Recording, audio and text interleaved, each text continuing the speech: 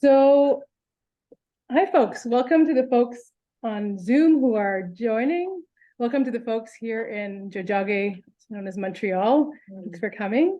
So my name is Jen, and I am with Research for the Front Lines, one of the partners on this event and our series of events we do once a month, all related to the sort of skills or methods or analysis we need to support transformative movements towards environmental, social, and ecological justice. So that's what we're doing here today. We have an amazing event planned with Sam Grant and Kanahus Freedom Manuel. We're going to be talking about the intersections of Black and Indigenous liberation. And before we head it over, and if you're not speaking, please mute yourself. And Marcy, you could feel free to mute people as needed. And what was I saying? Yeah, I'd like to just thank the partners who helped make this event happen. So that includes the Shift Center for Social Transformation here at Concordia. I'll allow Emma to say hi, and then, but I'll also thank, while we're at it, Climate Justice Montreal, the Laboratory for Engaged Research from the University of Ottawa, Concordia Social Justice Center. I think Christiane, are you here from the Social Justice Center? If so, feel free to say hi. And the folks at the Climate Justice Organizing Hub also contributed to helping promote this event and make it happen. So thanks to everyone. Emma, would you like to introduce Shift? I'll do it very briefly. Hi, everyone. My name is Emma. I work here at the Shift Center for Social Transformation. And maybe very briefly, what we do at Shift is we support initiatives that are around the city, that are striving towards systemic change, that are community-led, and that have a connection to Concordia or aspire to have a connection to Concordia. And how we support them is we have application-based funding program. We also connect them with the resources within the university. And we offer learning opportunities, so workshops, trainings, collaborations with awesome folks. Yeah, and I think it's not just what we do, it's how we do it. We have a participatory governance model. And that means we have like a steering committee with members. We have folks from the community and folks from the university who sort of guide our strategic directions, and we have program-specific smaller committees. Anyway, it's such like for me has been rewarding and a learning experience working here. And I just want to welcome everyone here joining us at the center on Jojage, and the folks here online. Maybe for the folks in person, there are some snacks. Please feel free to grab something. We don't have washrooms in this space, but they are facing us in the cinema, just across the atrium. And I would say, yeah, take care of yourself, stretch, take some breaks. Thank you. Great. Well, thank you for helping put on this event and getting snacks for us all, at least the folks here in person. And I saw Christiane from the Social Justice Center. Would you like to quickly introduce yourself and what you do? Yes, sorry. Hi. Sorry, I've got COVID, so I stayed home. So I'm the coordinator of the Social Justice Center at Concordia, and we are very happy to partner with this event. We organize event, and we also offer bursaries to graduate students and postdoc researcher. So yeah, we were very happy to support Research for the Front Lines event. And hi, Emma, Shift. Hi, everyone. Thanks, Christiane. And Larissa from the Laboratory for Engaged Learning is also here, but she's on the bus, so we'll skip the intro. So that means we'll pass it over to our speakers for the evening. I'll just quickly say that Research for the Front Lines is a network that supports the research needs of communities and movements across so-called Canada who are fighting for environmental and climate justice. We support them in various ways, including we have a network of volunteer researchers from universities all across the country. We're always looking for new projects, new volunteers, new folks who have research needs. So feel free to get the word out. So I will hand it over to Sam and Kanahus. Sam is the executive director of Rainbow Research. You can look that up. They do amazing work. He's also an adjunct prof at Metropolitan State University, and he's a co-founder of Embody Deep Democracy. And a couple months ago, he gave us an incredible training. It's on our website if you want to look back and watch that, but on speaking in relation and sort of how to, profound tools for communicating. And Kanahus, Freedom Manuel, we've known each other for several years now, and it's really an honor to have you here, Kanahus. Kanahus is a Secwepemc land defender, daughter of Art Manuel, granddaughter of George Manuel. She's founder of the Tiny House Warriors. She's been working hard to resist Trans Mountain Pipeline and other extractive developments on Indigenous territories, including Secwepemc territories. So I'll hand it over to both of you. You can take it from here, decide how you want to do this, how you want to introduce yourselves more, etc. And thank you so much for being here.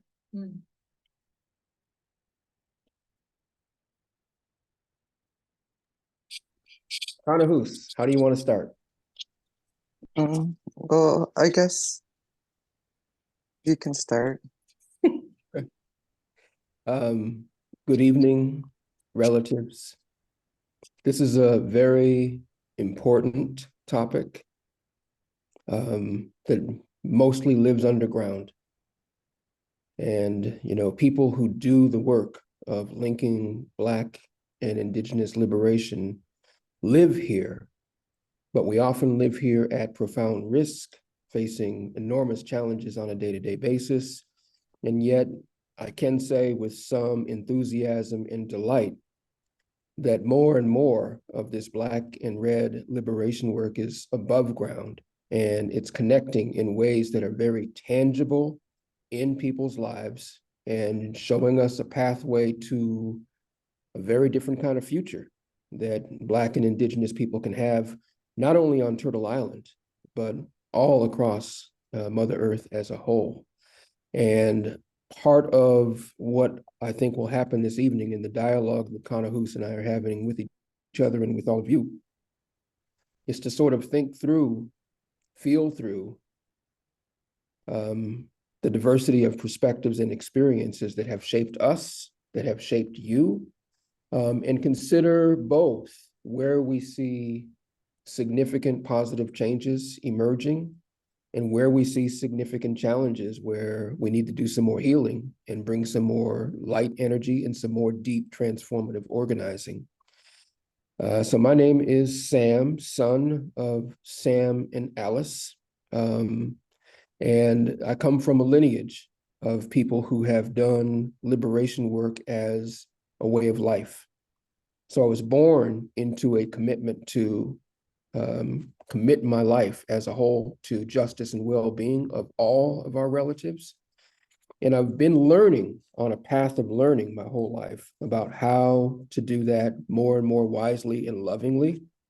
I've got my brother and sister here on the call, Terry and Olivia Janice, and it was back in 1983 when I was at one of those crossroads in my own life that Terry and I went together to participate in ceremony with a pretty significant elder named Amos Owen, who at the end of my very first experience of a sweat lodge came and talked to me. And he said, I see you, I see the anger you hold about the injustices that Black and Indigenous people face. And I see you not necessarily responding to all that you feel and all that you've experienced and you've seen other people experience in a way that's really healthy for you and healthy for the planet. So I want to make an invitation to you to consider continuing to come here and to pray with us and to see if that's useful to help you focus not on rage and anger and hate, but on love and possibility. And I couldn't say no. The way that he offered that to me, I couldn't say no. So, Terry and Olivia and I went to ceremony together over the course of many years until Amos Owen passed on in 1991. But that really was transformative for me. And so when I think about why I am committed 100% or infinitely actually, to the liberation of Indigenous people on Turtle Island and beyond, it's because the only reason I'm still alive is because of that healing support that I received from an Indigenous relative on this land. So that's a place to start. And there's a lot more I can say, but I want to yield here to Kanahus to, make her initial introduction. Kanahus? Right, quiet tip. Hello, greetings, everybody. It's an honor here to be on this panel with Sam and talking about this very important, crucial issues that we face collectively right now, currently, and the work we've done in the past. I first want to say the work that I do right now is leading me into more of these connections that need to be made. And I come from, pipeline fighters and land defenders and asserting our Indigenous jurisdiction to our lands by taking our land back and facing off with the colonial crown so often and ending up in jail and sometimes feeling beaten and torn, but then still getting back up and fighting the next day. And like Sam said, it's an intergenerational fight. His family has been in this movement, along with my family, has been in this movement for generations. It hasn't stopped since we've been impacted, by colonization and by this genocide. And the genocide that happened to our African relatives happened on Indigenous soil. And that's really important for us to really make note of, and that healing has to come collectively too, amongst us all, because this is a horrific thing that happened to both of our peoples that has built the whole international financial system that's at play today. And so we all need to know that just our existence in this colonial society is off of this genocide, and we need to stand up and still face and resist this colonization and capitalism and stuff, because it's still making money off of our ancestors and the terror and genocide of our ancestors. I look forward to this conversation today. Thank you, Sam. Thank you. So something I'll layer in to speak to what Kanahus just said. My mother and father met because my father held the last 2 tickets to a Paul Robeson concert, because he was a friend of Paul Robeson's and was his security detail at this particular event in North Carolina. And my mom wanted to go to this concert bad enough to be willing to be my dad's date, because that was his requirement. And so that date led to little Sam, me, Samuel Hugh Grant V, being born, onto the planet. So for whatever I pitifully contribute to well-being of all species, all relatives on the planet, I say thank you to Paul Robeson and also to Alice and Sam. But what I want to speak to is another recent ancestor. There's an Egyptian economist named Samir Amin, who from the 1950s until he passed in 2019 did a whole lot of thinking and working and writing and organizing on racial capitalism and ecological imperialism. And something he defined that I think is really important for all of us to understand is that there's 5 ways that capitalism and imperialism and colonialism and white supremacy combine to shape monopolistic control over life. So I just want to name these 5 intersecting demons. 1 is control of natural resources and the dispossession and displacement of Indigenous peoples, Black peoples, peasants, and people in urban slums from control over the land and life. A second is control of information. So they sort of practice this thing called epistemic apartheid, where they divide knowledge and they make your knowledge not valuable, not to be considered. And they sort of say, if you want to function in society, you have to adopt the mindset of the colonizer, of the imperializer, or we'll kill you. Or we'll at least limit your voice to the point that you feel like Orlando Patterson talked about social death. So control of natural resources, control of information are 2 of the 5 demons. A third demon is militarization, control of the weapons of mass destruction. So the United States of America holds itself on a pedestal as the world's ambassador of democracy and freedom, but it's the only country in the world that has military bases everywhere. So whenever there is an opportunity to do a resource or a land grab, you can guarantee that the United States government is playing into that and playing some role in that, or at least partnering with people who are playing a role in that, so it can continue to facilitate its imperial disequilibrium to keep facilitating wealth gains for the top 1% of white wealth holders. We're down to the point where 8 people on the planet control more wealth than the bottom 50% of humanity. And so that's the third, militarization. So you have to think about militarization and how it relates to the fourth campaign, the fourth demon, which is control of money and finance. So what we call the third world and the fourth world, the indigenous world and the left out of quote unquote economic opportunity world, all of those nations of the global south, they have been brought into the world economy as second-class participants or third-class participants or fourth-class participants. It wasn't designed to give us a fair, equitable opportunity, and it certainly wasn't designed to ask us whether or not we wanted to participate at all. We were forced in, and we were forced in a way that was reinforcing dispossession, alienation, and so on. And then the fifth demon is control of technology.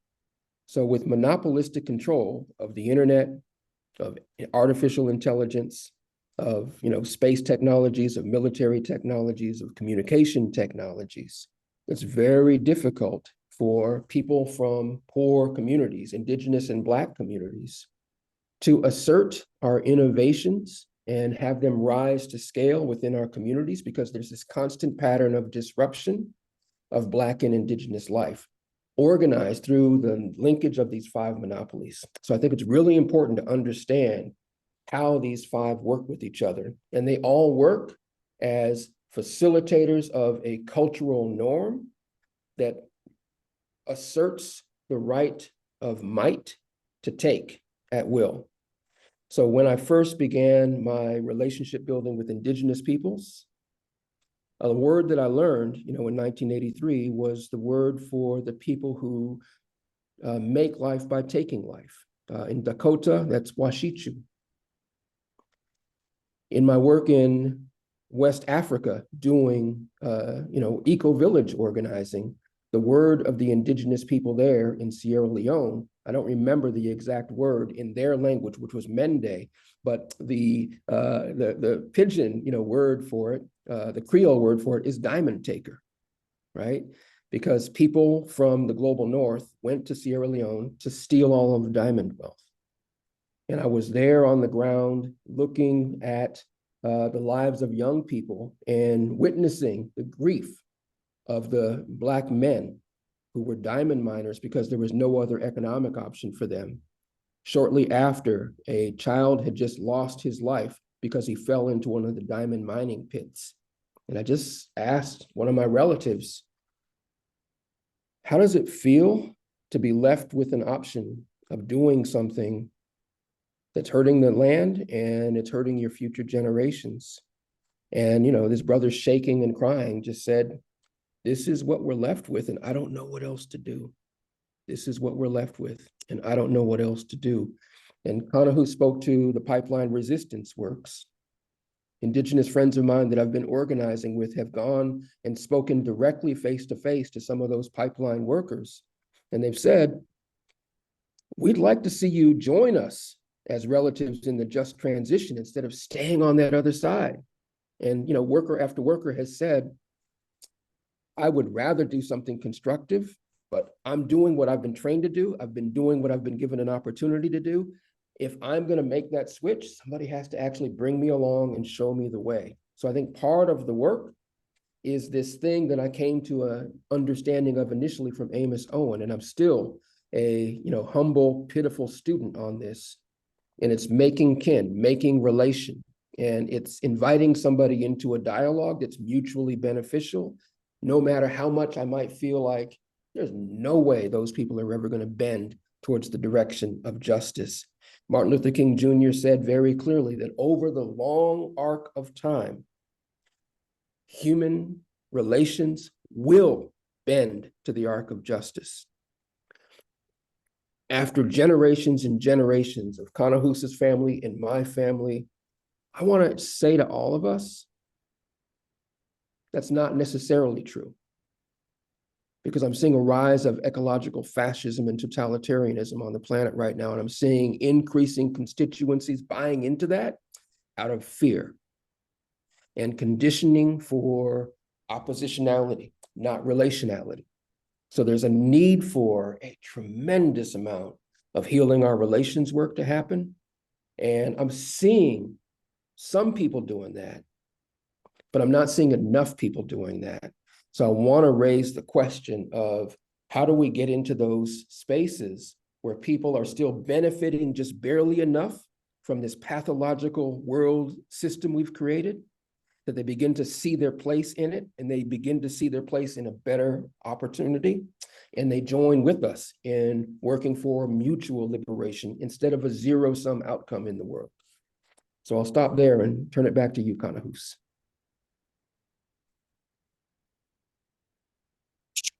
Yeah, it's I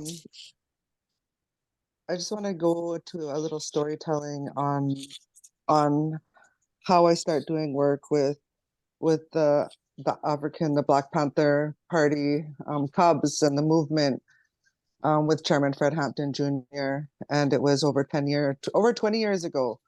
Over 20 years ago, my son, he was born, he's just turned 21, and it was that time when he was just a small little newborn baby that I was captured and thrown in prison for land defense fighting against Sun Peak Ski Resort, a big corporation owned by a Japanese company. In 2001, 2002, Native Youth Movement, who I was organizing with at the time, were taking back land and asserting our title and rights to fight this ski resort by occupying and building homes and infrastructure around this resort boundaries, and which was all within our unceded Secwepemc territory. It ended up a lot of us ended up in jail. There was around 75 arrests of us, including our elders, 75-year-old elders that we were also arrested with, hunters and people that depended on that mountain for our livelihood. And when I was thrown in jail, my son was three months old, and it was Chairman Fred Hampton Jr. He was a political prisoner. He just got out of jail himself, and he heard about my case because my husband at the time, the father of my children, was in California advocating for myself, for my release and freedom, and to raise money. And he was traveling with Dead Prez, a hip hop group, and Chairman was successful. Chairman Fred Hampton Jr. was successful along with our friends there to raise my bail money, which was a first act of solidarity for us. And upon my release, we invited him out to a Sundance out in Maryland at the League of Indigenous Sovereign Nations headquarters, where AIM and a lot of the Mohawk Warrior Societies danced. And we went there, invited him, because my grandfather, Wolverine, one of the Gustafson Lake land defenders who stood off against the Canadian government in 1995 and on and beyond that, but during the Gustafson Lake standoff. And it was him, my grandfather, that said, we have to start connecting with Shaka Atinin, which is a Black guerrilla family, the Black August Organizing Committee in Oakland, and start working with Chairman Fred Hampton Jr. from the Black Panther Party Cubs. And so that's why those were the two that my own Sla'a Wolverine sent me out to work with. And he says, it's not going to just come from here on how we're going to strategize or even think like how we're going to work together, because we're just the humans. And he says, it's going to be through ceremony. It's going to be through traditional ceremony. I'm going together and working with our ancestors and the spirits to really see how we're going to work together.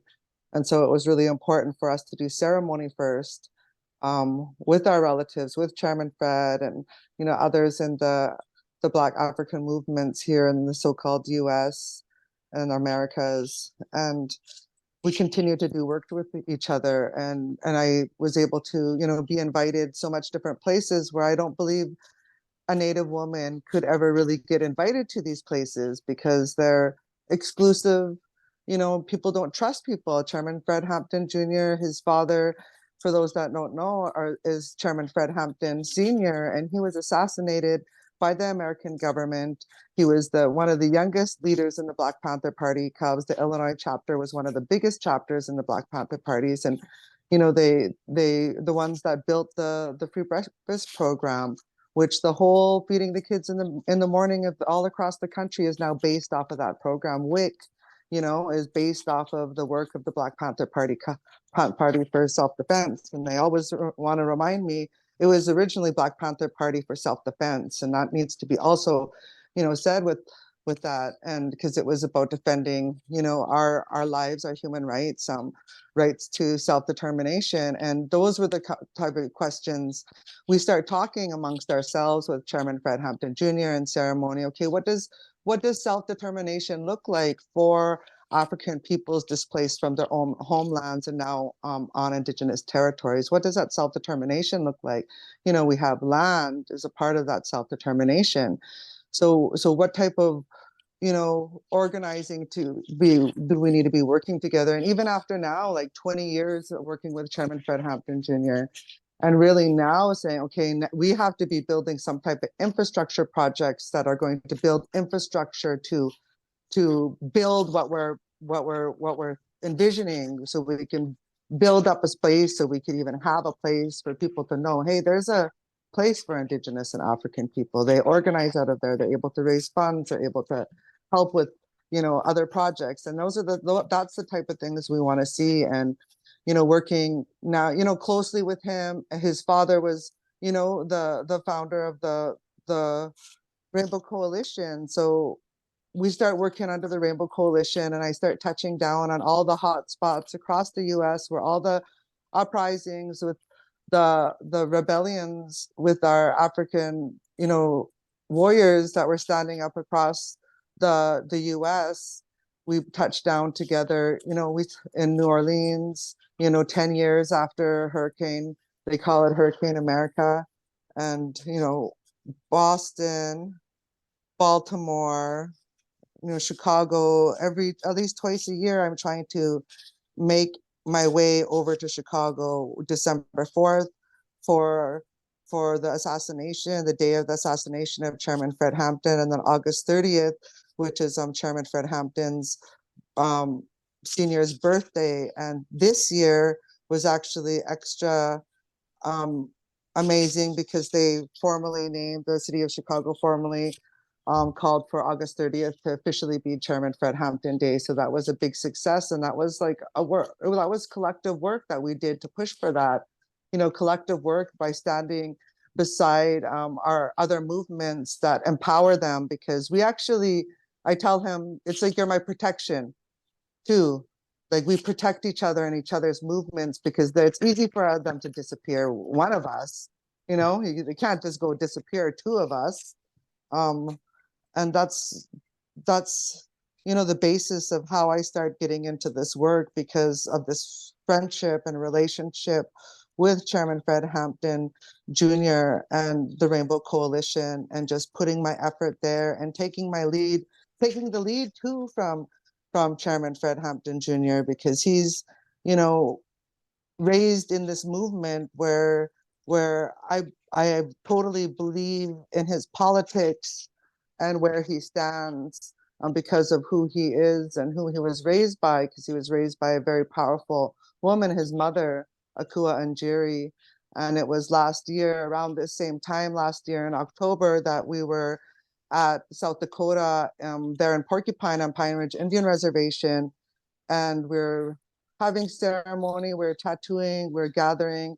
Both Chairman Fred Hampton Jr. and Mama Akua Njeri were there.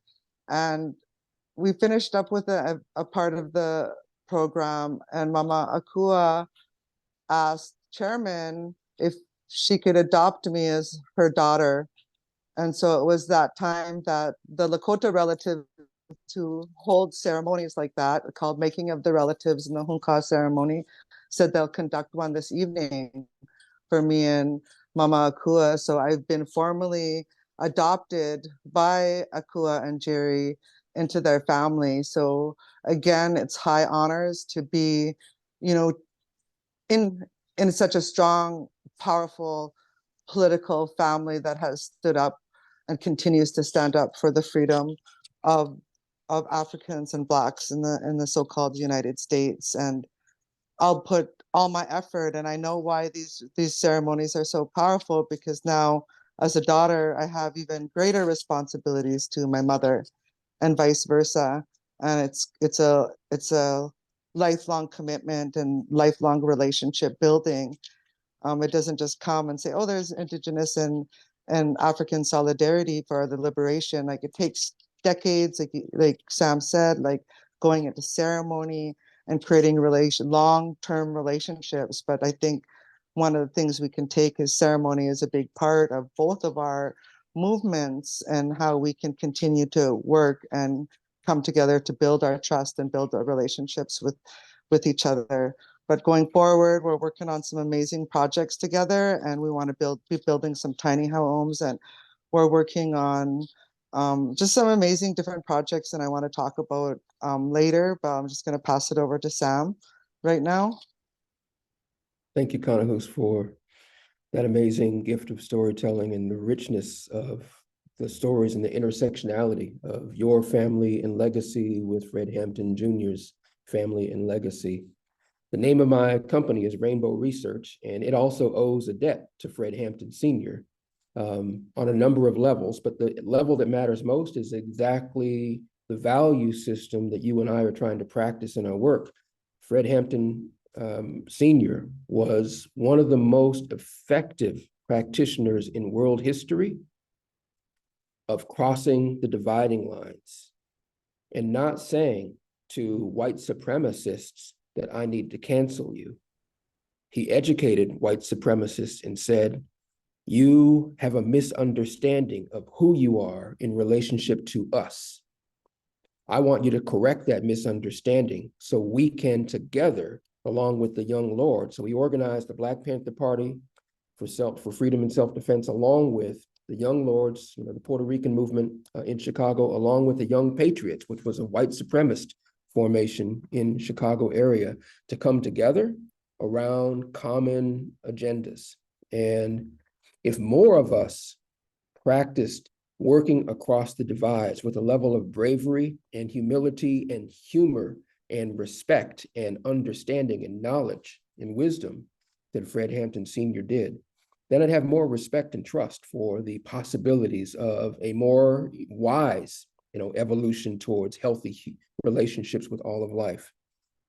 In my own childhood growing up, I had, because my father, who was a lifelong activist in the movement, had the Klan set him on fire when he was 13 years old for his participation in a civil rights rally in Rocky Mount, North Carolina, where he was born and grew up in his early years.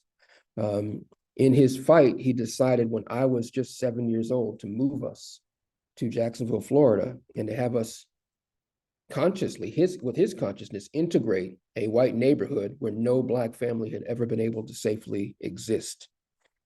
I'm not going to say that was a wise choice, but it was his choice. He was my dad. I was 7 years old. I couldn't really fight with him about where we were going to live. I mean, that's what the kid does. The kid goes along with the family. And so from age 7 until age 13, I had several attempts on my life by young white people who were adopting the training of white supremacy and felt like canceling me was in their purview. They had that privilege to do that. And I didn't die. The attempts to take my life all failed. And on some level, it doesn't even make sense that I'm still here. But I am. Having those experiences and taking in a way of trying to respond to it is partly what led me to Amos Owen. So when you decide not to give in and not to be afraid, but to be visible and to be on the street and to let people know you can't make me disappear,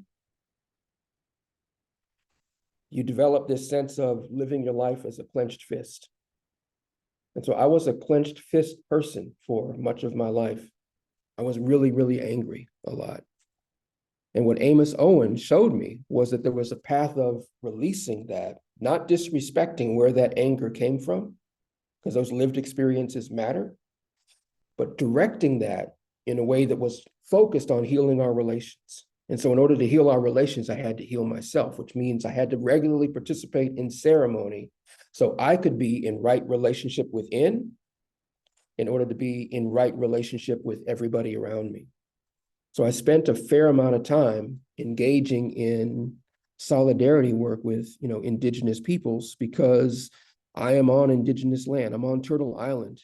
I was displaced from the lands of my origin and brought into a land where I don't know the languages and don't know the ceremonies. And I'm thankful that an Indigenous community invited me in and was willing to share that with me. I don't take that for granted, because there's a lot of risk in opening yourself to people from other cultures. Because when we open ourselves to other cultures, what tends to happen is misappropriation and exploitation, right? Not respect and not right relationship, and certainly not reciprocity at a full level. So I have done my humble best to practice that reciprocity at a full level. One story about that is in the 1980s, a very good friend of mine was involved in a formation called Ojibwe People for Justice. And they had organized an encampment on the Leech Lake Nation to challenge the constitution of the tribal agreement among the Ojibwe nations in northern Minnesota. And he called me because he and I had been doing undoing racism work together for the 3 previous years. And he asked me, since I was involved in food systems organizing, to work with the local co-ops, since I had a pickup truck that I got from the Native Nation me and Terry were going to all the time for $500. So I went with my, my old red pickup truck, and I took a whole bunch of food from all of the area co-ops. I got them all to donate a lot of food, and I ran up there, with that. And as soon as I parked the truck and began to pull stuff out, there was a Native man who saw me, and he ran at me with anger. And he said, "You're here for the wrong reasons. I don't want you here. You need to go." And I just, with peace in my mind and heart, I just said, "Do you know my relative who invited me here? Let's call him over, because he's right over there." And, this person and the person who invited me had mad respect for each other. So the fact that I came with an invitation from the person who was, one of the lead organizers of this gathering, made the Indigenous person coming at me to sort of back down and say, "Oh, okay, I made an assumption that's not correct about you." So there's something about being wise and practicing integrity around working with an invitation and centering that and honoring that and practicing integrity around that as we carry out our work, in a particular Native nation. So I was able to deliver the food, and then I asked, "Is there anything else I can do to support, this campaign, by the people here in this encampment?" And my friend said, "We don't have a porta potty here, because this is an illegal occupation. So if you're willing, there's a porta potty over on the White Earth Reservation that somebody's holding for me. Will you go get it and bring it?" And I said, "Of course I will." So I went and got it, and I was all excited. I got a really cool old pickup truck that loves to drive on old dirt roads. So I was driving 100 miles an hour on this dirt road to get it back as fast as I could. And the wind caught that porta potty, and it flew out of the air onto the ground and bounced around a whole lot and got a whole bunch of dents in it. But it was still functional. So I picked it up and got it back in the truck, and I took it over there, and I brought it and dropped it off, and everybody's laughing and snickering and saying, "Boy, what'd you do to that porta potty?" And so I told them the story. And then an old grandma who adopted me as, her grandson, who was there, Roberta Brown, just as a joke, pulled me out into the Indigenous community and gave me my Indigenous name, which is Sam Goes Too Fast. So there's this thing about just poking humor at ourselves as we do this work. because that was one of those moments of giving my best, but not giving it in a way that was necessarily as healthy as it could have been. So there's this whole thing about going fast that I think is really important for us to think through together. There's an African proverb that many African nations speak to, which is, if you want to go fast, go alone. But if you want to go far, you have to go together. So a question I want to center and ground us in is this question of, where do we, the bigger collective we, want to travel to? Where do we want to go? And how do we travel well in that direction? Something that Kanahus and I have in common is a real commitment to something that Huey Newton had really focused on in the early 1970s. Spoke to this notion of revolutionary intercommunalism when he transcended the idea that we could win our liberation through nation states. He went to a different place and said, we really have to think through community by community, which is groups of people who have figured out how to live well with each other. Let's defend that. Let's support that.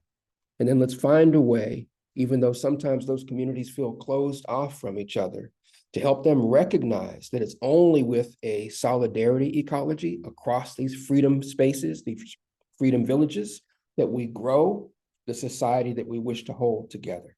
And so I'll close by speaking, quickly to Amilcar Cabral's work in the revolutions of Guinea-Bissau and Cape Verde. What he did and what he taught me through his work is the necessity of organizing like yourself and locations where people can be in what he called liberation zones. So there have to be places where you begin to practice bringing alive life that makes life more possible. And then to expand spaces where life is more possible with more and more of your relatives across a particular region. And so in doing that in Guinea-Bissau and Cape Verde, once he organized enough people, he would go to the encampments of the Portuguese colonizers and knock on the fort. And he'd say, we've really paid attention to you for a while. We know how many people you have inside the fort. We know how many weapons you have. We know how many bullets you have. We know how many cannonballs you have. We have this many people surrounding you. You simply don't have enough bullets or cannonballs. This is going to be bad for you. And it's going to be terrible for us. But there's a better outcome. And the better outcome I want to invite you to is that you all go back to Portugal and fight for democracy there. Fight for the liberation of Portuguese people from the way in which you're enshackled, also in colonialism and imperialism. Let's be relatives in that good life instead of continuing to be adversaries in this bad way of being. And some of those Portuguese encampments, people did in fact go, out of the fort, back to a ship, and return to Portugal and fight for democracy in Portugal. So that's a profound example of what this work can look like in practice. And just quickly to close, Kanahus talked about the significant influence of, Fred Hampton Jr. on her life and legacy. I had the opportunity through my relationship with Terry and Olivia to meet a whole lot of people organizing around Indigenous life and livelihood in the United States. So I also, made a contribution to the work of the American Indian movement because it's centered in Minneapolis, born in Minneapolis, and that's where I was living. And so I had the opportunity to participate with the AIM patrols that were traveling around the community and just trying to offer an alternative to police as a way of responding to the stresses in people's lives. And I had an opportunity to also work with AIM in the fight for the defense of treaty rights. Particularly around fishing rights in Wisconsin, where they had signs up in bars saying, save a walleye, spear an Indian.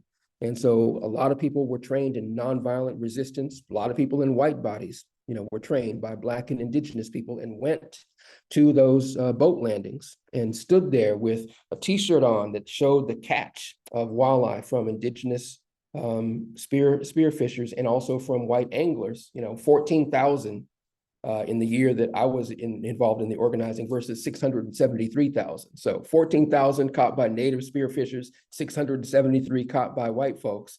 And the white folks were saying, those Indians are taking all our fish. Well, come on, do the math. So the Great Lakes Indian Fish and Wildlife Commission had been documenting the exact population take. And it was the anglers that were reducing the subsistence livelihood of fish. And so each of the nonviolent resistors that we had with us had a book from the Great Lakes Indian Fish and Wildlife Commission, the t-shirt on, and also learned the process of nonviolent communication and just talk to those folks who were there angry out of their minds like a lynch mob on those boat landings. And a lot of those white people, with an intervention by a relative who looked like them, softened, took a breath, began to listen for the first time, and they chose to go home and also say, I will keep people in my influence network from coming here and doing this. I now get that I came here with a misunderstanding. I'm embarrassed and I'm leaving. So that's just another example of how this work can work. And so I just want to make sure that me and Kanahus have time to talk about the evolution of these strategies, building on revolutionary intercommunalism, to think through the organizing of indigenous villages and freedom villages, spaces where people are making life work with healthy food, with healthy health, practices, with healthy local living economies, with healthy education systems that educate us about our relationship to the planet and to all of our relatives, as opposed to an extractive form of education that prepares us for exploitation and exhaustion. So I'll stop there. Kanahus, turn it back to you. Yes, I wanted to just continue on my storytelling. A couple of weeks ago, I ended up in Montgomery, Alabama, and I got invited to Montgomery, Alabama prior to the whole Montgomery Brawl, the conflict that erupted there at the riverboat there in Montgomery, like, I don't know, maybe 3 months ago or more. I don't know. You got to look at it. If you never saw the footage, you'll see.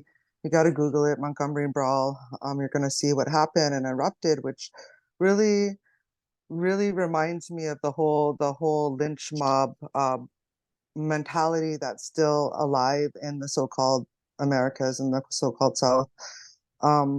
Because after knowing the significance of that site where this attack on this Black man happened, the captain to this boat happened, was one of the biggest slave ports there in the US, right there where the riverboat. So that was very significant that white people still today in this Montgomery, Alabama, will go like a lynch mob against one Black man there, telling some white men to leave and park their boat somewhere else. No other boats were to be parked there. So we go to Montgomery, and it was really important that I went back down to that site where that happened, but also to listen to the people there in Montgomery about the event that took place there, like some of the people that are now facing charges because of that, and wanting to go back there because they want to get us on a panel at the University of Alabama with some of the people who are facing charges from that Montgomery Brawl. But during that visit there to Montgomery, we attended the Legacy Museum and this lynching memorial, and it was very life-changing for myself to go into this Legacy Museum from enslavement to mass incarceration, which starts out with the transatlantic slave trade, and you're looking at digital maps. You can't take a camera in there. You can't go in there. You can't film anything in that museum. So I couldn't come out and show anybody, but I could come with my stories and I guess my ask for anyone that goes to Montgomery, that they must go to this museum. They must feel everything. They must see and go in with like an open heart and spirit, because what you take from that, you're going to change, and like Sam said, shift it a different way so you can do the good work to reverse and to change how it is today. What I got from that visit, and they have different things. They have a hologram of captured slaves, and they're talking to you. And then you go farther into the end where you're actually talking onto the phone to people in prison. And it's the same. And it brought tears to my eyes all throughout. And I looked at the other people that I was a part of our team that was there, that I'm just meeting for the first time too, but we're all going to this together. And then we go on to this legacy memorial, which is like a big, huge 6-acre lot with all the memorial of all the names of all the African and Blacks that were lynched. And the memorials go on forever. That'll have a town, and then I'll have a list of all the names, another town, and a list of all the names. And it went for a whole mile. You go through there and you walk through there and you see all these names and little plaques that say 1,000 white mob, lynch mob, kills a mother with her 2 children for defending herself from a rape from a slave master. And then a 15-year-old boy being killed by 550 mob of white people. It made me really think of that, the horror of like that a race of people can do that to another race of people. And all of this was happening on Indigenous territories and Indigenous soil on our land. This was happening. And it made me feel a way about that. Made it click in my head from going there and seeing that. And in a little tiny little beginning part of the museum, it has a little blurb that talks about the insurance companies and the international banks of the world and how they were built off of being invented because they needed to insure slaves. And then they needed to insure the goods that they took from Indigenous soil, you know, built off the work of the slaves. To send the cotton, the tobacco back to the New World. All of these ships, they needed to be insured, and they invented this whole international financial apparatus off of slaves and Indigenous peoples and being able to insure the bodies and the resources stolen, both the bodies stolen from Africa and the humans, and then the resources that was stolen off the lands of Indigenous territories to build the whole financial system of the world. Off of us, we built that because they needed these insurance companies and banks. Well, I think we really need to understand that it's the economics, like we started out talking about, the economics that forced the situation that we're in right now collectively, in both Indigenous peoples with our land, and still continuing to fight for our land because they're continuing to take the wealth of the resources off of our lands. And insurance companies are still very involved in it. The same insurance companies that built up wealth off of slaves and Indigenous land are still making that money today. Lloyd's of London, you know, we're still fighting them with the Trans Mountain Pipeline. All these insurance companies, people don't, you see here, Liberty Mutual, they don't think that that's a part of the genocide, but those big money, where the big money come from and how they were able to move so much money like that off of us, that was all built, and they continue to benefit off of that generational wealth. Just like it's an intergenerational struggle, these white people are still benefiting off of that wealth and that money and those banks and that wealth that's still getting passed down from family and family through this inheritance.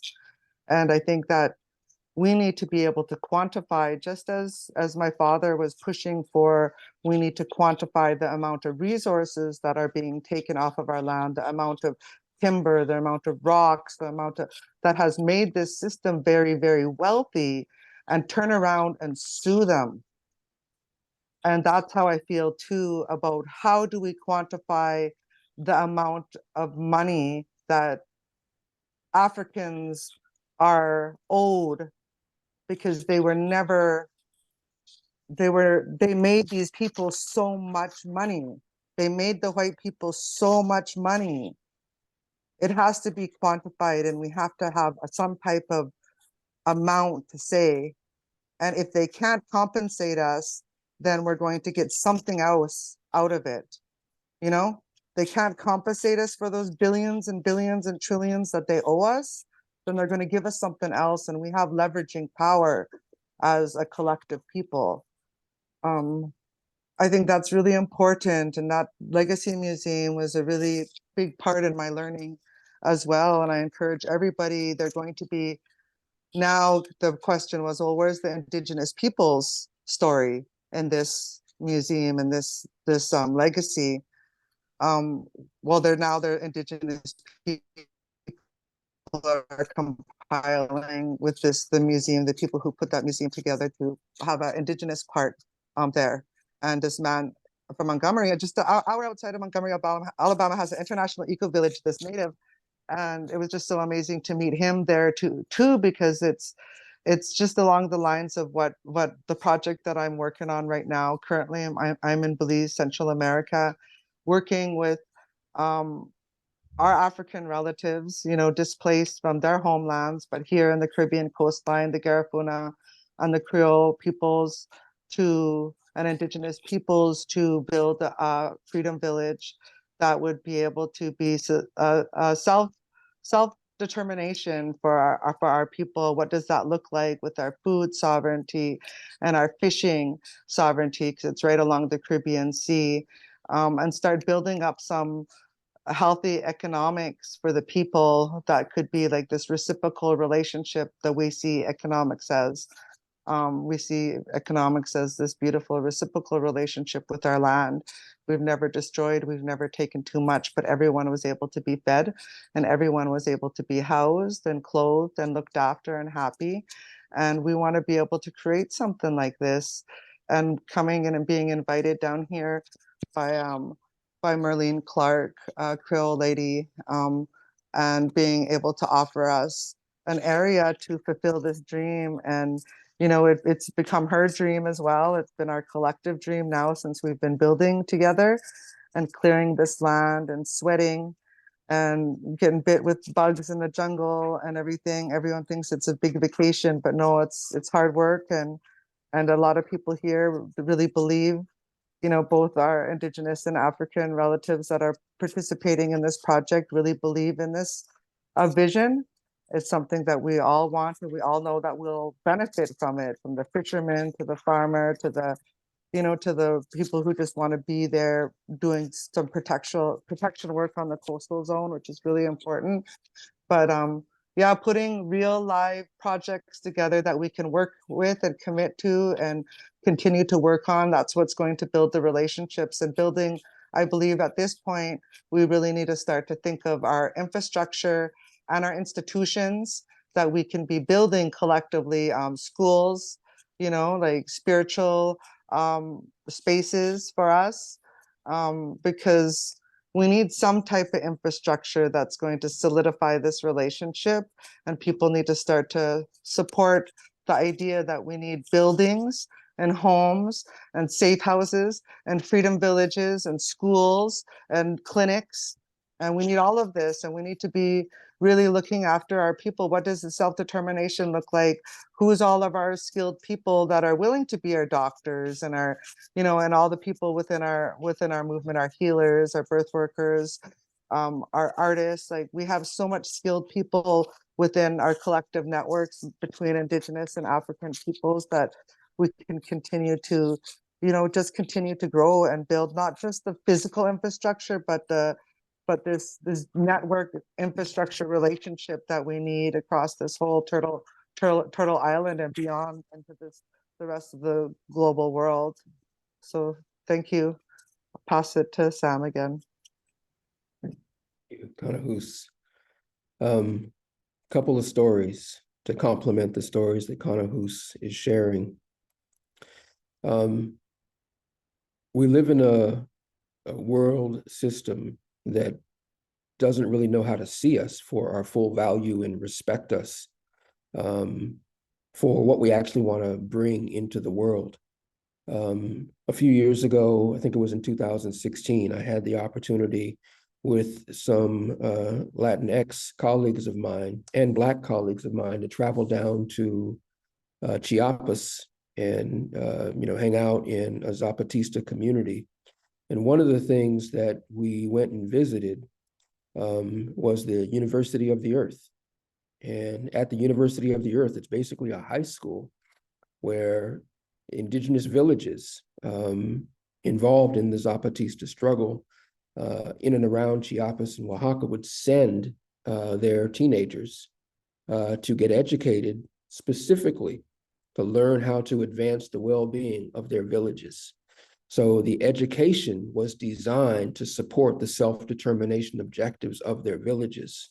And I was just blown away by that example. And it inspired me to think more about what Kanahus spoke to, which is this question of infrastructures of liberation.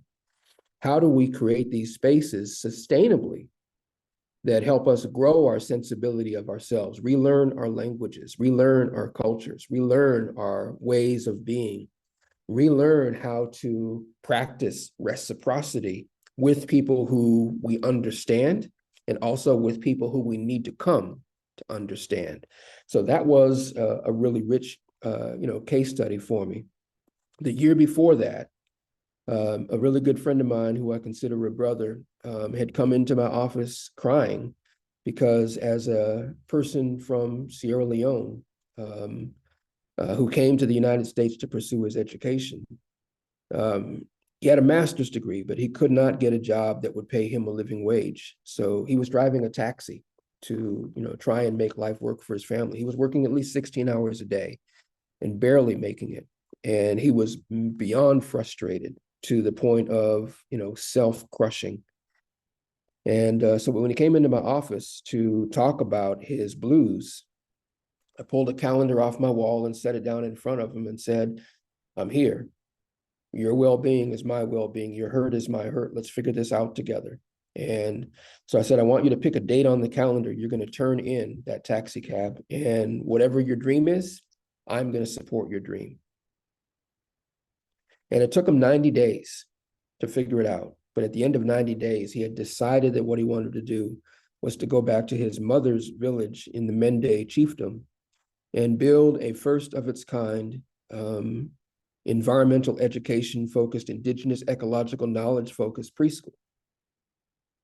And I was really excited. Of course, I want to support that. So we went together, spoke with the chief of the Mende chiefdom in a soccer field.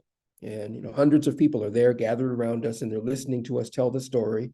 And the chief is having, through her speaker, the speaker is saying, we think that this is an exciting pathway to the future we need to create across the chiefdom. So we encourage everybody in the village to support this. It's an exciting strategy. Let's figure it out together.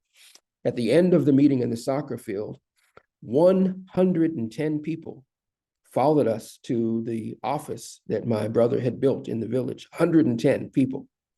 So we're sitting under mango trees and we're in a dialogue all day and all evening. At the end of the evening, we had designed 9 worker cooperatives to carry out all of the work to make this environmental education preschool come into being, right?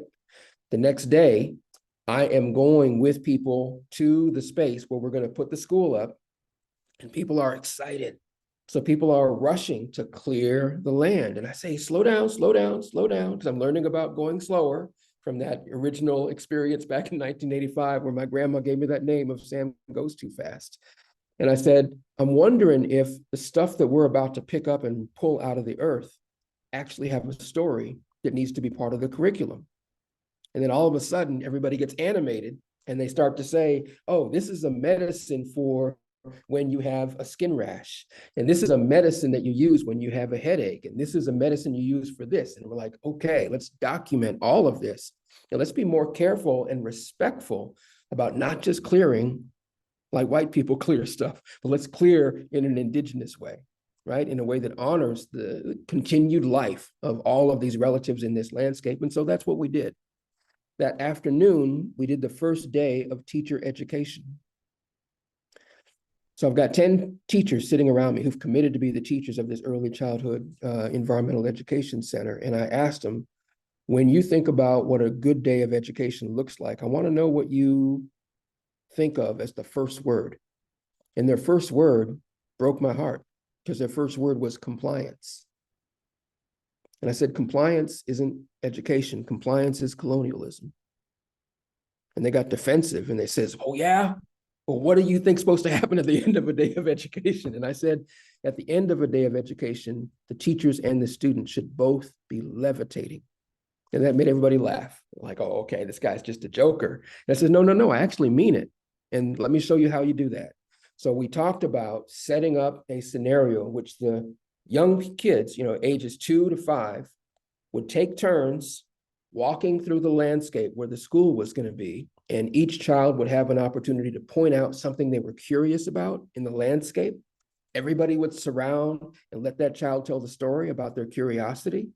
And at the end of that afternoon education immersion, every child had a chance to share, and everybody learned a tremendous amount that nobody even knew, right? And so then I checked in with the teachers and I said, so did you levitate? They said, yeah, actually did. It worked. So let's have this be the approach to education that we use, which is really student-centered and earth-centered and relationship-centered simultaneously.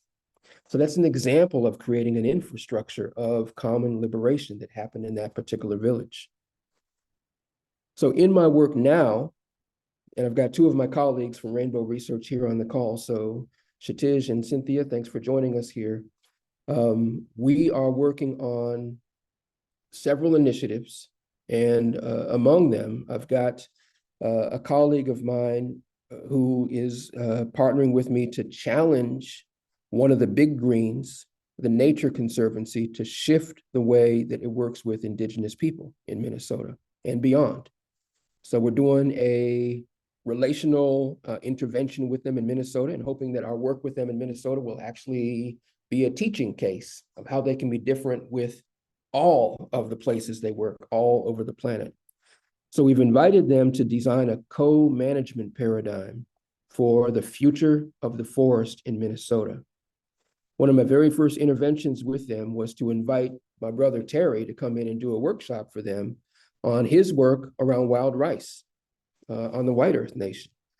Because when a conventional Western scientist thinks about the future of the forest in Minnesota from a climate science vantage point, they excuse away the basis of existence of Indigenous people without an afterthought, without a forethought, I mean. So as an example, they'll just quickly say, oh, it looks like according to the data that wild rice beds are going to be moving further north. The maple trees are going to be moving further north. They're not going to be here anymore. Let's just think about the forest of Nebraska and bring that forest here faster. And the Native people are saying, no, that's not science, that's genocide. So I had Terry come and talk to them about honoring all of that work with traditional knowledge keepers around wild rice, and then to transform their thinking about the future of the forest, to think about the future of ecosystems as a whole. And so now they've evolved in their thinking, and it remains to be seen how much they evolve in their practice, but it's exciting that at least something opened. So I think part of this work is to take the risk of inviting reluctant relatives to the dance of life, one that actually facilitates the good life, the way that Indigenous people talk about it all over the planet. So that's kind of what we need to do. We need to lay the foundation for us as relatives to say, as one Indigenous elder, taught me when I was doing a workshop up at the Fourth World Congress in Alberta, Canada. He said, Sam, Chief Phil Lane Jr., he said, Sam, the honor of one is the honor of all, and the hurt of one is the hurt of all. And that notion has stayed with me because that's a very relational notion, to recognize that I am a we at all times. There's no such thing as Sam, the separate individual. I am a we. I live in an ecosystem of relationship, and I'm obligated to breathe into that relationship from my smallest core to my biggest, core, which is all of my relatives all over the planet. And so all of us kind of doing that breathing together and taking responsibility for supporting each other where we're stuck in our planetary breathing and practice, I think is a key to unlocking ourselves to possibilities. And the last thing I'll say before I pass it back to Kanahus is I talk to a whole lot of people who have become broken, exhausted, cynical, and skeptical because they've seen us stand up and fight for well-being, and they've seen our efforts get crushed and crashed and destroyed over and over and over again. So they keep asking, why bother? It doesn't work. And what I keep saying, and I want to hear what Kanahus says about that, is that there's a way of thinking about our legacy as one of practicing living well. And there's no good reason on any given day, in any given moment, to wander from the path of taking responsibility for living well. So you need to take responsibility for facilitating the healing, the ceremony and ritual and support you need to grab and hold in order to practice living well and share living well. That's the nature of the work. And part of the work, final thing I'll say, good friend of mine who created the Cultural Wellness Center in Minneapolis defined disease as the intersection of three things. And this is Mother Atum Azahir with the Cultural Wellness Center. Disease is individualism, the loss of culture, and the loss of community. And when you practice relationship as the basis of your existence, and you restore the well-being of communities around you, and you practice your culture, and you connect your culture to other cultures and practice harmonious interculturalism, that is the pathway to the good life that we can share across our different understandings of the world at this particular moment. Kanahus? Yeah, what I was thinking about when Sam was talking, we had a long conversation earlier in the week, and we got onto this conversation over the trauma and the impacts of genocide amongst Indigenous and African peoples, and the intergenerational effects. Although I'm not in residential school, my father was in residential school, although Africans are not slaves right now, but their descendants were, and the effects that has, because there's a lot of other impacts like childhood sexual trauma that we as Indigenous and African people have to think about, because the impacts are there, from the first attacks on our ancestors and our people. So I find myself, as an Indigenous woman, just seeing the impacts all around us of colonization. We can list them all. It's like child apprehension, fentanyl overdoses, murdered and missing Indigenous women, displacement of our lands, Skid Row in Vancouver. Like, we could go on and on about the impacts that genocide and colonization has had on our people, both of our peoples, Indigenous and African peoples. And you'll see a lot of money being put into Indigenous healing, really not going anywhere, because it's not really giving people a living wage to be able to learn our language full time. That would be the healing that we would need. That's where our culture and our stories and everything comes from. So there's, but we can't also just waste time using these other healing practices of the Western white man's way and think it's going to work for us, because they have no clue what a genocide is on our peoples. We do. We know how we're going to heal each other. We need to surround our people that are healing, not leave them alone. Like Sam said, this person was alone. We can't leave them alone. We need to be around our people. We need to continue to be there and finding every day as a healing practice, for our people. Like what Sam did, that was healing. That was how we help heal our people.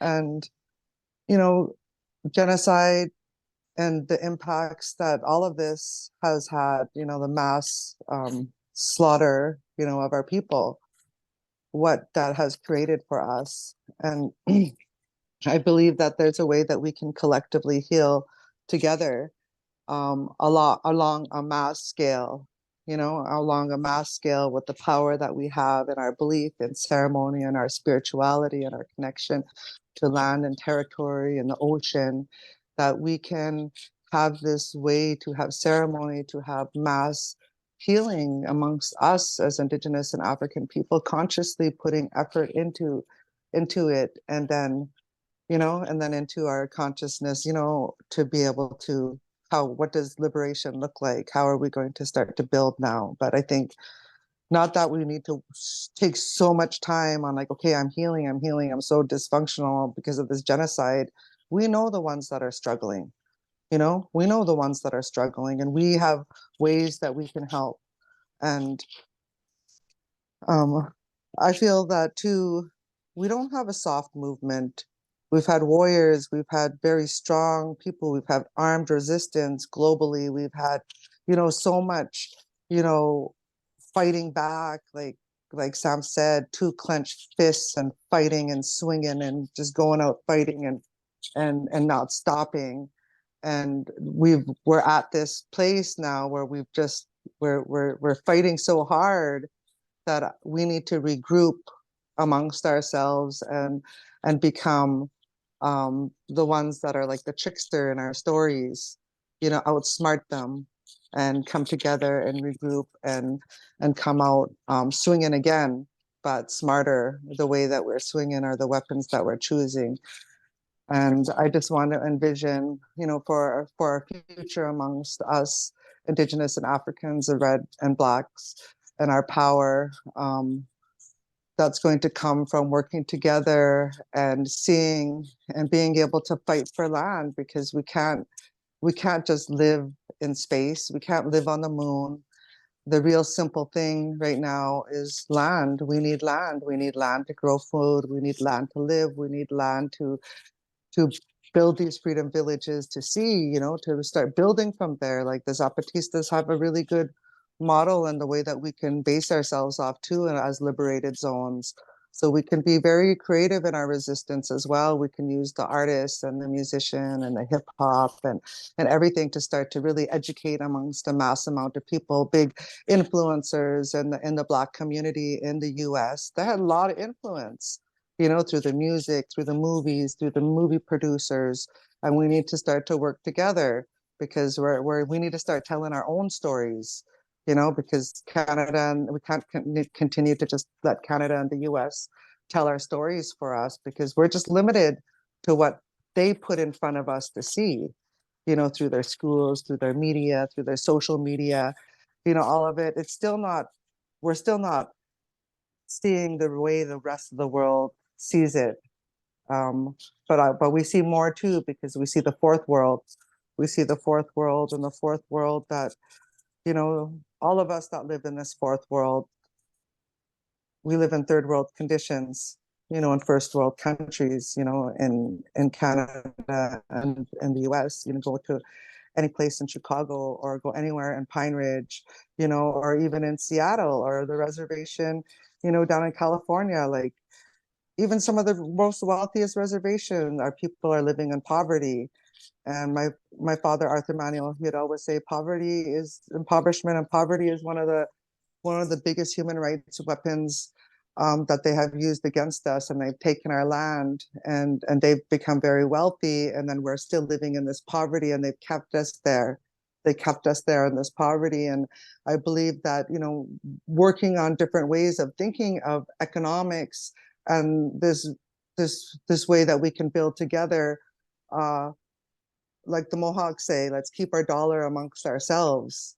Not that we want to continue capitalism as a way to think for the rest of our life, but as we transition now, let's keep our dollar amongst ourselves, amongst us Indigenous and African people and people of color that are for the liberation of us, or else we're giving our money to the enemy again, and we're never getting it back, because they're never going to give it back to us. So how do we start looking at ways to create business relationships amongst 50 cities in the US with the 50 Indian reservations, or we got to be creative and start thinking, okay, well, how are we going to deal with the fish? Everyone wants some salmon, everyone wants some snapper from down here in Belize, and then the Atlantic fishermen. And we can do this economic trade. It's not like it was 200 years ago. We have the ability to do economic trade to help build up our people, so we have money to fight with. And that's why I believe, we need to start challenging how much they've taken from us, in the quantifying how much they owe us, they owe us a lot of money. And these companies are still alive and they could still be sued. So these are the types of things that I think about when I think about our, intersectionality and the different things we can do together to fight back. So exciting to move forward. And I thank everybody. I don't know how much longer, but thank you all for listening and being a part of this discussion today. Thanks, Sam. Thank you, Kanahus. So I see one question in the chat from a Danae relative who is here. And I want to call on you to sort of say it out loud so we can all hear it in your own voice in a second. But I want to, just sort of appreciate that. I wish this was happening, this dialogue was happening every day, because we really need to live in this dialogue of common liberation. And I think we spend too much of our life energy scratching, trying to figure out how to survive in somebody else's sick system. And we all know it's a pathological system that needs to be composted. And yet we're still like, because of, all these forms of entrapment, we feel like we have to try and figure out how to fight and scratch to survive in it. And what we ought to be doing is just turn to each other and say, how do we practice co-liberation, within and across our communities? And so I want to call on my Danae relative to, speak to your question out loud. And just in, acknowledgement that we only have 10 minutes left, to be as brief as you're able to be, so we can also make some space for a few more comments from other relatives here in the circle. So please, my Danae sister, please speak. Hey, Janet, si Fenalt or Hushe, Kotinezide, Mary Jane Sayazi Hushe, Uranium City, Nukania. My Dene name is Fenalther, and my English name, Christian name, is Mary Jane Sayazi. And I was born in Uranium City, Saskatchewan, so-called Canada. And my grandparents is an escapee from Camp 10, Churchill, Manitoba, the one that left to the west, and nobody knows where they went and all that, because the priest told them to start a encampment reserve camp in Black Lake, Saskatchewan, which is called Black Lake, Saskatchewan now, but it is Stony Rapids that time in the 40s when the Uranium City started by German Nazis. And we've been in prison all this time, all the Dene land from Churchill, Manitoba to where I sit right now, Cold Alberta, on this encampment reservation jail, I call it. And we're all on military base, like you said. And I am just finding out all these things. And they used to call me Athabascans as Dene people. And some of you sitting here know who we are as Athabascans. You call us that. But it was made up by a Jewish person who was a journalism. His name was Himman, and he was the first one to go to Uranium City when the war was over, so he was a chemist as well. And then when he got to Uranium City, he made that Lake Athabasca, he called it Lake Athabasca. And Athabascans means copper, minerals, uranium, rocks, everything, money. When they see us, so they were calling us that. And then I find it so traumatizing right now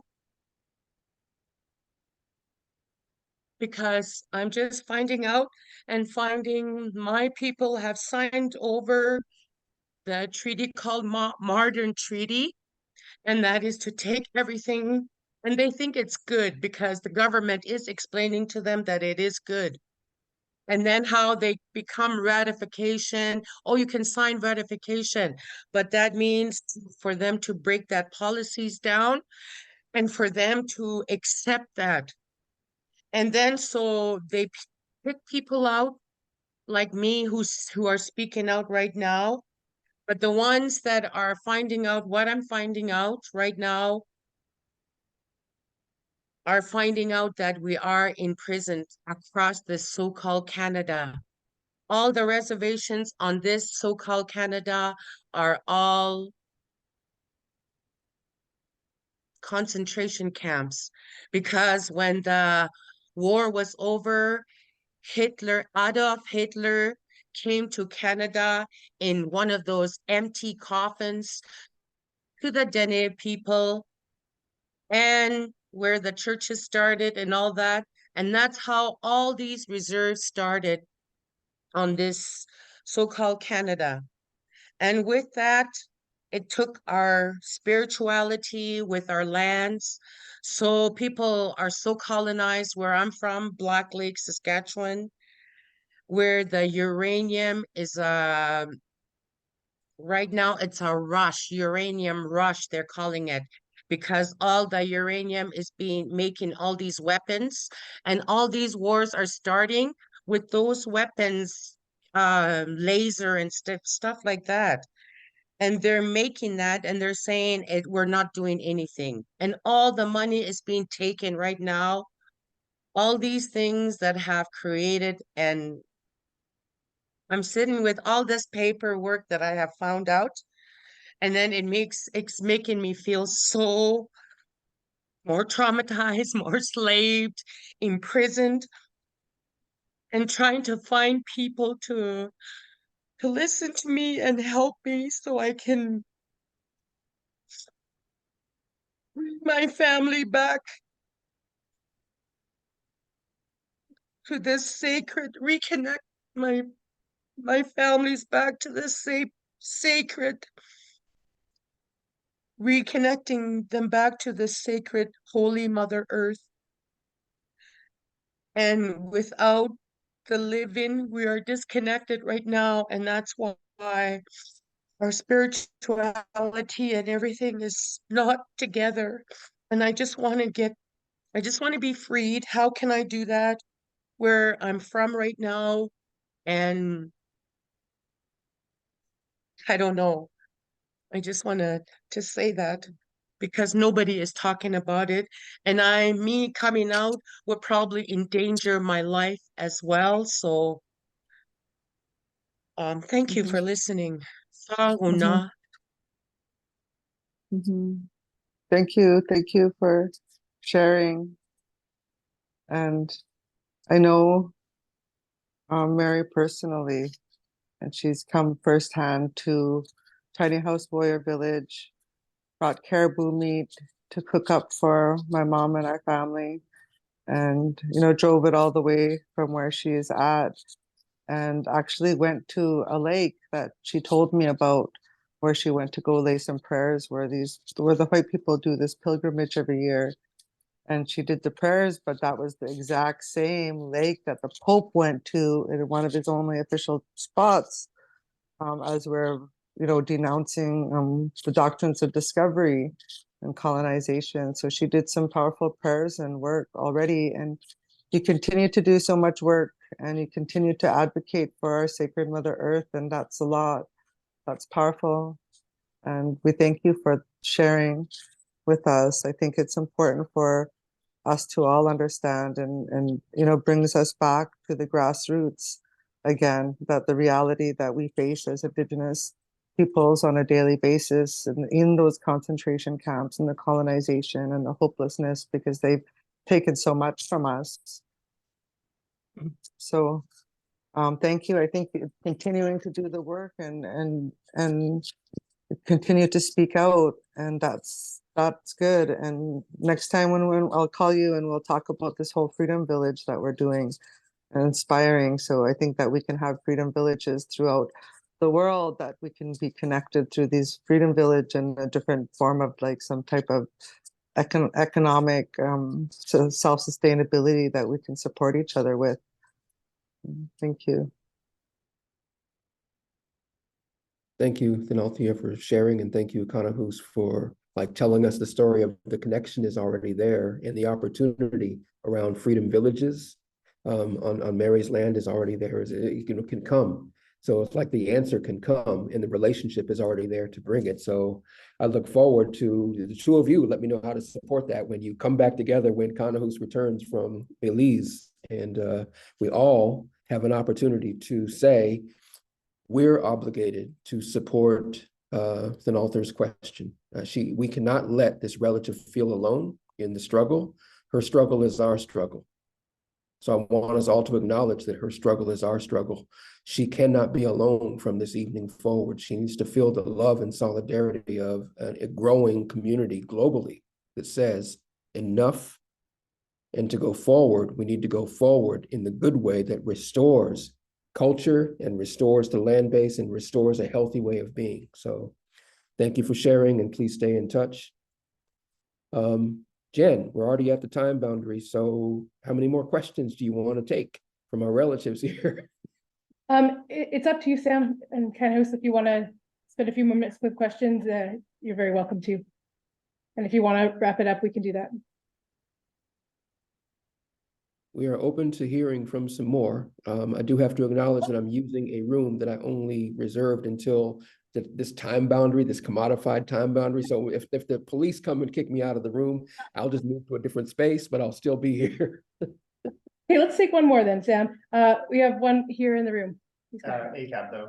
Hi, my name is Vincent. I am really interested in the 5 demons that you talked about. I think there's really a lot there, and it really got me thinking about the ways, and excuse my notes, the way that all of these systems kind of maintain control through co-optation and lies and an unwillingness to actually enact any meaningful change. So I think about this in like the Canadian context, or the so-called Canada, in the way that the government has said that they will repudiate the doctrine of discovery, while simultaneously using legislation and court decisions that are rooted in the doctrine of discovery to justify building pipelines across unceded Indigenous land.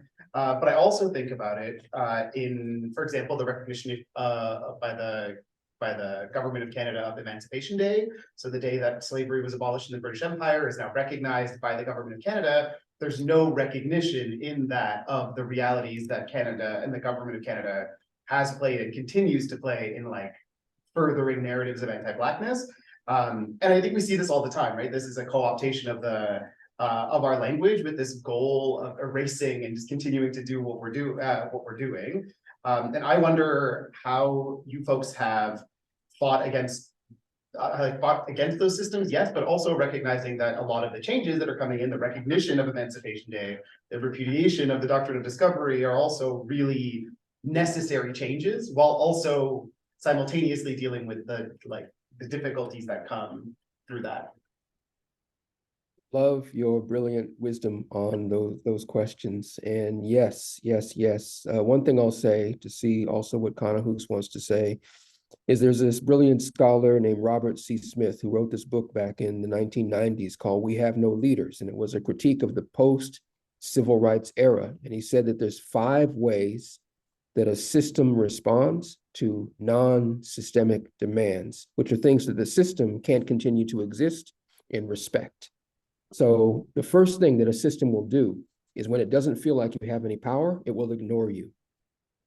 Once you develop enough power in your community to stand in relation to the system, it will recognize you as a threat, and it will try and repress you by killing your leaders, by incarcerating your leaders, by removing whatever funding and resource flows your leaders have, by doing a media lynching of your leaders. And if that doesn't satisfy their demand to sustain power and control, then the next thing they do is co-optation. And they divide your leaders from each other and pick the ones that they can control and dismiss and diminish the ones that they can't. And if that doesn't satisfy the objective, then they give us what's called symbolic incorporation, which is like giving us a Martin Luther King holiday or a Juneteenth, holiday, or an Indigenous Peoples Day. That's symbolic. And then the 5th thing they'll do, if none of those work, is they'll give us what's called substantive incorporation. And this is a masterful trick, because we assume that if it's substantive incorporation, it means we got what we wanted, right? Well, no, because incorporation still means assimilation. Yeah.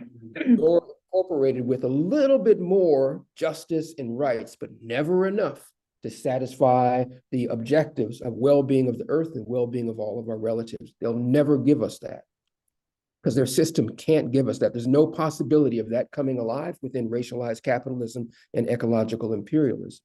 So what do we do in reference to this? Well, part of it is a constant process of education for liberation and helping people organize these liberation spaces where we're reclaiming a way of practicing life and wellness with each other, absent colonization, absent power and control dynamics, deeply vested in deep ecological and cultural democracy, and where appropriate and where possible, intercultural ecological democracy. Think about the Maroon communities in Suriname, the Maroon communities in Brazil, the Maroon communities in Colombia, the Maroon communities in the United States. These were spaces where people from diverse cultural communities came together because they all were saying no more to our oppression. So I wanted to say thank you for that question. There's a lot more to unpack with it, but in the interest of time, I'm just going to pass it to Kanahus to see what you want to say about it. I want to say thank you for just even bringing up the doctrines of discovery and just the way that we think about it and the way that the government continues to push forth with everything. That doctrine discovery is outdated and racist, and it needs to be rescinded on every level. But the economic portion of how much they owe us because of how much they've taken is like really what I would like to also pull from that and continue to pull from that. They continue to, like Sam said, handpick the leadership, the watered down version of who we are as Indigenous people.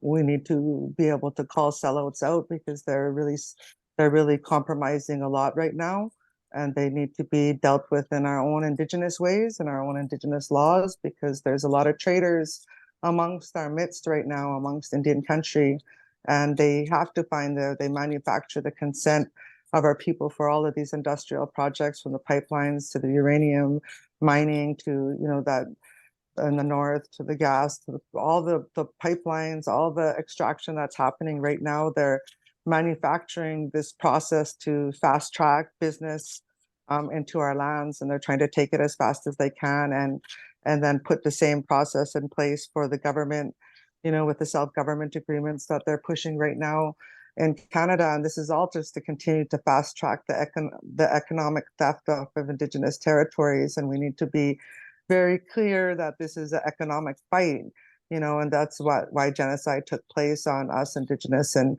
African peoples, is so they become the money and the superpowers of the world. But we need to, fight them in the same level where it hurts, when it hurts their pocketbook and their money, and sue them and continue to attack them like that, because the only reason why the doctrines of discovery existed was to take those resources. The only reason why Canada exists is to take the resources and the land from Indigenous peoples. Thank you for your question and comments and insight. Nice to hear. Yeah, thank you, Kanahus. One thing I'll add is that in addition to the quest for reparations, is the quest for what some of my Indigenous relatives, here on Turtle Island are calling rematriation, which is a restoration of appropriate relationships with the land and with each other. And so another colleague of mine, a Black woman, who has laid out a framework of restorative economics. And by the practice of restorative economics, we're taking responsibility for recognizing that we have to live in reciprocity, and any economy that's extractive, exploitive, exhausting is not allowed. So if we each pay attention to how we're allowing some of our life energy to be vested in things that exploit, that extract, that exclude, that exhaust, we need to say, I need to heal my relationship with that and invest my living energy in living systems. And if we all begin to do that, not as individuals, but as relatives, we got to do it together, right? If we do that together, we are growing the world we need. Thank you for your time. Okay, so I will thank you so much, Kanahus. Thank you so much, Sam, for that brilliant analysis and for sharing so much. And I'm just gonna say, folks in the room, if you want to stay around and chat and get to know each other, have some snacks, you're very welcome to. I want to say that if anyone is here in the Zoom or in the room that has research skills, you want to help with that quantification of what's owed, you want to maybe do some research with the Dene relative about uranium mining, let's get in touch, because there's clearly work to be done, and there's a role for all of us with the different skills we have. So thank you again so much for your time, your knowledge, and your spirit.